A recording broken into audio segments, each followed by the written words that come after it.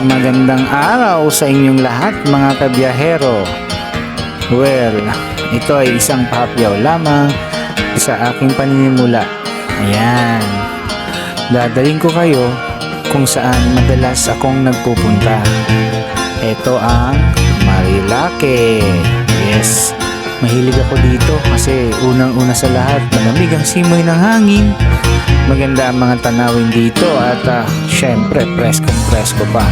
Yun nga lang, minsan hindi maiwasan makakasabay ka ng mga kamote dito kasi ginagawa nilang bangkingan itong lugar na to.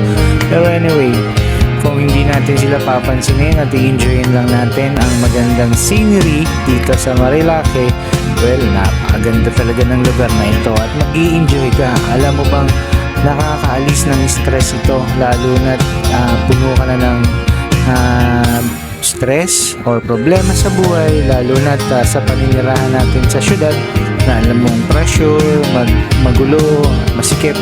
Dito mababawasan yan. Kaya gusto ko bilang pahapyaw dito sa Kuya Dan's TV ay makita nyo kung ano yung mga mapapanood nyo sa mga susunod na panahon.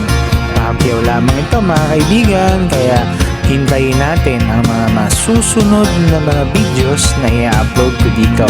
Dito lamang yan sa Kuya Dan's TV. Yes, ang biyaherong vlogger. So ano pang hinihintay nyo? Kung hindi pa kayo yakap, payakap naman. Yakapin mo ang aking bahay. So let's go na mga kabiyahero. Let's go!